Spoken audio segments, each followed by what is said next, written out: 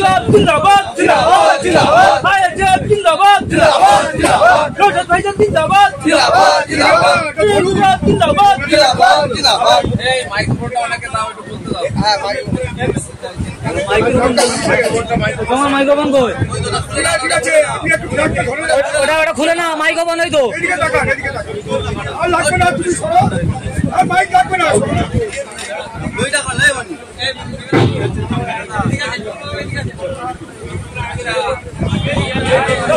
মাইকে বলেন মাইকে বলুন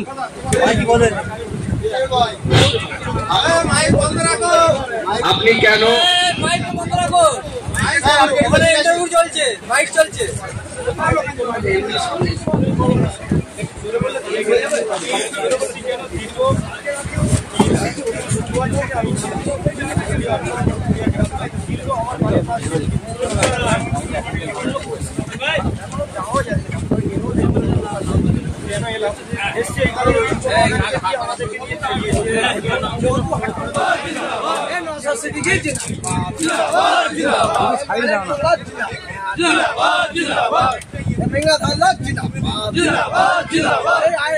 চিন্তাধারার দিকে দিকে ছড়িয়ে দাও এখন এক তৃণমূল করেছেন বহুদিন তৃণমূলের আদর্শ নীতি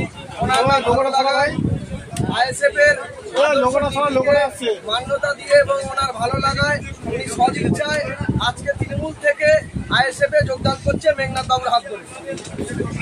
অঞ্চল সভাপতি যারা লিস্ট দিচ্ছেন তারা টোটাল কটা বুথ সেটা কিন্তু লিখে দেবেন এবং যে বুথগুলো হয়নি তার নাম্বারগুলো দিয়ে দেবেন। এখন তাজ ভাই বলছেন। ধন্যবাদ শ্রদ্ধেয় আজকের এই সভার যিনি সঞ্চালক তাকে ধন্যবাদ জানাই এবং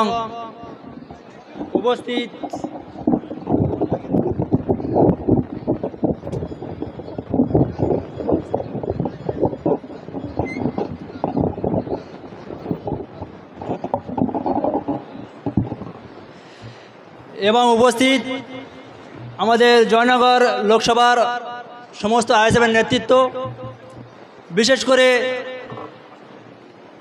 আপনারা যারা এসেছেন এই প্রখর রৌদ্রে রমজান মাসে, বিশেষ করে তার আগে এটা পরিচয় দিয়ে দিই। আমার বাড়ি মৌদাপুর ব্লক অন্তর্গত ঢোলাই বাড়ি।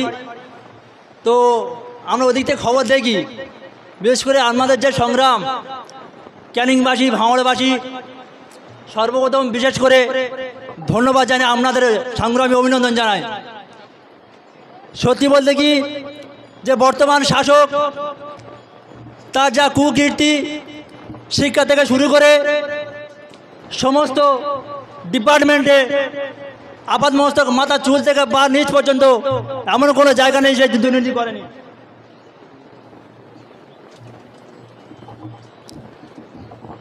তো সংক্ষেপে আমি শুধু এটুকুই বলবো যে আমাদের যে দলের চেয়ারম্যান, আমাদের সকলের প্রাণপ্রিয় ছোট ভাইজান, তার যে নীতি আদর্শ, আজকের দিনে কাকদ্বীপ থেকে কোচবিহার যেখানেই অত্যাচার, যেখানেই জুলুম, যেখানেই অনাচার, সেখানে আমাদের সকলের প্রাণপ্রিয় ছোট ভাইজান হাজির। আর আজকের এখানে যে কর্মী সম্মেলন, আমি এটুকু আশা করব, কর্মী সম্মেলন মানে এখানে প্রত্যেকটা বুথ থেকে আমরা সবাই নেতৃত্বস্থানীয় লোক এখানে এসে উপস্থিত হয়েছি। আমাদের এখান থেকে অঙ্গীকারবদ্ধ হতে হবে, কারণ আমাদের মধ্যে উপস্থিত আছেন জয়নগর লোকসভার ভাইজানের মনোনীত প্রার্থী আমাদের সবার শ্রদ্ধেয় মেঘনাথ স্যার। আমরা মেঘনাথ স্যারের সঙ্গে রাজনীতি জীবনে গিয়ে রাজনীতি করতে গিয়ে দেখেছি যে স্যারের যে নীতি আদর্শ, সত্যি বলতে কি আমি নিজে অত্যন্ত গর্বিত বোধ করছি যে এরকম একজন গোল্ডেন হার্ট ম্যানকে আমাদের সামনে বা আমাদের কাছে উপস্থিত করার জন্য, ছোট ভাইজানকে এবং ছোট ভাইজানকে। তুই এটুকুই বলবো, আমি অন্য লোকসভার ছেলে এখানে একটাই কথা বলবো যে আপনারা সবাই আজ এখান থেকে গিয়ে এক একজন লড়াকু সৈনিক আইএসএফের এইটাই মনে করে সবাই প্রত্যেক বুথ থেকে নিজ দায়িত্ব নিয়ে আমাদের সকলের শ্রদ্ধেয় স্যারকে আমরা এই জামনগর লোকসভাকে জিতে দিল্লি পার্লামেন্টে পৌঁছে দেবো। আর একটা বিষয়, আজকের দিনে দাঁড়িয়ে শাসক দল কি বলে যে মা মাটি মানুষ, কিন্তু বাস্তবে কি হচ্ছে, আজকের মা কাঁদছে, মাটির রক্তাক্ত হচ্ছে আর মানুষ মরছে। এ কি মা মাটি মানুষের সরকার? তো আমি শুধু এটুকুই বলবো যে আগামী দিন যেন এখানে আমরা সবাই কাঁধে কাঁধ দিয়ে যে এখানে যে শাসক দলের যে সন্ত্রাস সব কিছু উপেক্ষা করে সবাই কাঁধে কাঁধ দিয়ে আর ভালো ফল করে আমরা যেন মেঘনা স্যারকে দিল্লি পার্লামেন্টে পাঠাতে পারি, আমার ছোটো ভাইজান বড় ভাইজানকে সেই উপরটুকু দিতে পারি। এই বলে আমার ছোটো বক্তব্য শেষ করলাম। সবাই ভালো থাকবেন, সুস্থ থাকবেন, ধন্যবাদ।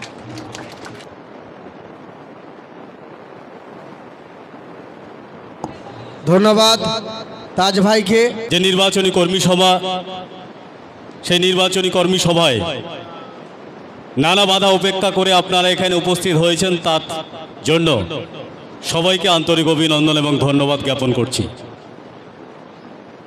সামনে লোকসভা নির্বাচন, মাত্র 3 বছরের দল, সেটা আপনারা প্রত্যেকেই জানেন। সেই 3 বছরের দল শাসকের চোখে চোখ রেখে লড়াই করছে সারা পশ্চিমবঙ্গ জুড়ে। সবথেকে বেশি সংগঠন, শক্তিশালী সংগঠন আমাদের এই দক্ষিণ 24 পরগনা।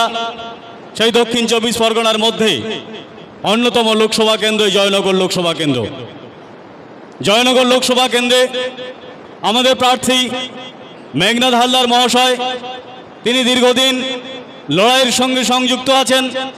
বিভিন্ন সময় অসহায় মানুষের, বঞ্চিত মানুষের, খেটে খাওয়া মানুষের বিভিন্ন দাবি দাবা নিয়ে বিভিন্ন গণসংগঠনের মাধ্যমে লড়াই করে আসছেন।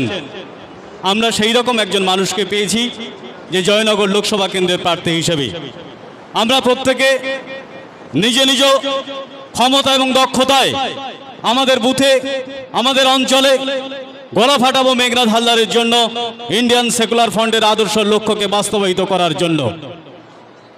আমরা যারা মাঠে ময়দানে কাজ করছি, বেশ কয়েকটা প্রশ্নের সম্মুখীন আমরা হচ্ছি যে ইন্ডিয়ান সেকুলার ফ্রন্ট, আইএসএফ বিজেপির হয়ে কাজ করছে। বন্ধু, আমরা বিজেপির হয়ে কাজ করছি না, আমরা মানুষের জন্য কাজ করছি। আমরা পিছিয়ে পড়া মানুষের জন্য কাজ করছি, আমরা পিছিয়ে পড়া মানুষের অধিকার আদায়ের জন্য কাজ করছি। আমাদের যাদের দেয়ালে পিঠ থেকে গেছে, আমরা এগিয়ে যাওয়ার জন্য লড়াই করছি। আমরা কোনোভাবেই আমরা আঘাত দিয়ে কাজ করি না, কাউকে দুঃখ কষ্ট দিই না, কাউকে যন্ত্রণা দিয়ে আমরা কাজ করতে চাইছি না। আমরা শুধুমাত্র আমাদের লক্ষ্য এবং উদ্দেশ্য মানুষের অধিকারকে প্রতিষ্ঠা করা। বিভিন্ন প্রশ্ন পাড়ায় পাড়ায় গেলে দেখবেন বিভিন্ন প্রশ্ন করে যে ভাই আইএসএফকে যদি ভোট দিই এই মুহূর্তে বিজেপি চলে আসবে। যারা কর্মী সমর্থক এসছেন, আপনাদের কাছে অনুরোধ, আপনারা বোঝাবেন গত বিধানসভা এবং লোকসভা নির্বাচনে বিধানসভায় সামান্য কয়েকটা আমাদের প্রার্থী ছিল, কিন্তু লোকসভা নির্বাচনে আইএসএফ দল প্রতিষ্ঠিত হয়নি। সেই সময় পশ্চিমবঙ্গে 18টা সিট কিন্তু বিজেপির হয়েছে। তাহলে সেই জায়গায় দাঁড়িয়ে কার সাহায্যে বিজেপি 18টা সিট পেয়েছে সেটা কিন্তু আমাদেরকে বুঝিয়ে দিতে হবে।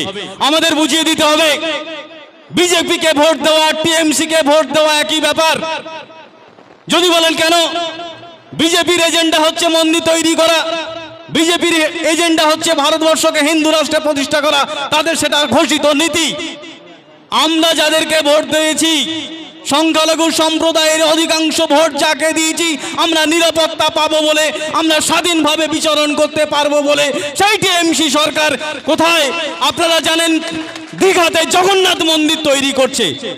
একটা সরকারের কোনোদিন কর্মসূচি হতে পারে না মন্দির তৈরি করা, কিন্তু এই টিএমসি সরকার শুধুমাত্র ভাওতাবাজির মাধ্যমে মুসলিমদেরকে, সংখ্যালঘুদেরকে, আদিবাসীদেরকে ভাওতাবাজি দিয়ে আরএসএস এর কাজটা তারা করে যাচ্ছে। বন্ধু, আমাদের ভাবতে হবে। বন্ধু, আমরা বিধানসভায় আমাদের একটা মাত্র এমএলএ নওশাদ সিদ্দিকী ভাইজান, আপনারা জানেন প্রতিষ্ঠা দিবসে কিভাবে মাথার টুপিটা পড়ে যাচ্ছে, তিনি এক হাতে গুড়ানোর চেষ্টা করছেন। সেই সময় এই টিএমসি সরকারের পুলিশ তাকে টানতে টানতে নিয়ে যাচ্ছে।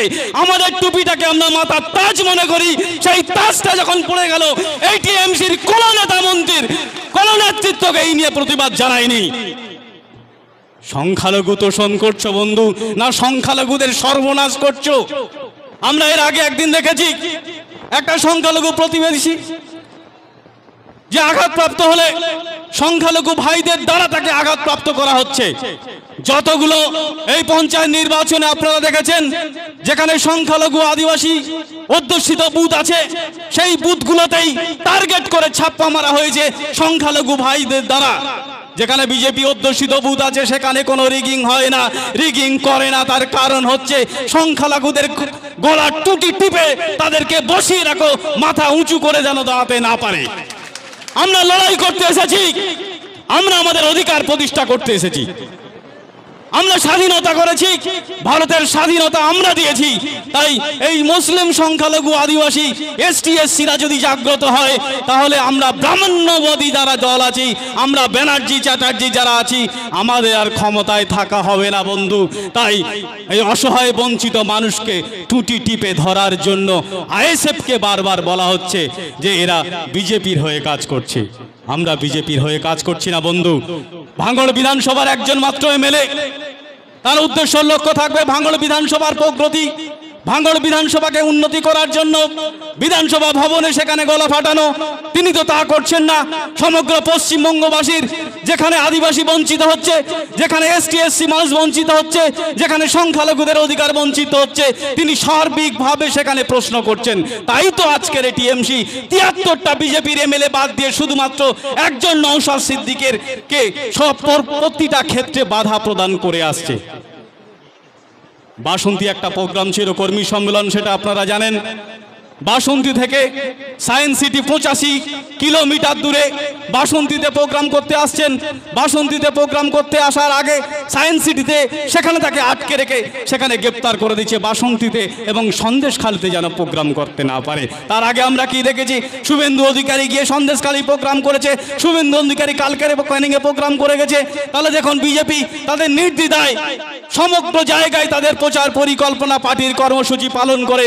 শুধুমাত্র আইএসএফ করলেই যত টিএমসির মাথা ব্যথা হয়ে যায়। তার কারণ আইএসএফ সংখ্যালঘু আদিবাসী মানুষ ভোটার যারা আছে তাদেরকে সচেতন করছে যে তোমরা তোমাদের অধিকার প্রতিষ্ঠার জন্য ইন্ডিয়ান সেকুলার ফ্রন্ট করো, আর ইন্ডিয়ান সেকুলার ফ্রন্টের তোমরা ছাতার তলায় আসলে তোমাদের অধিকার আমরা প্রতিষ্ঠা করেই দেব। এই দাবিটা যেদিন থেকে তুলছে সেদিন থেকে নওশাদ সিদ্দিকী হয়ে যাচ্ছে বিজেপির সহযোগী। বন্ধু,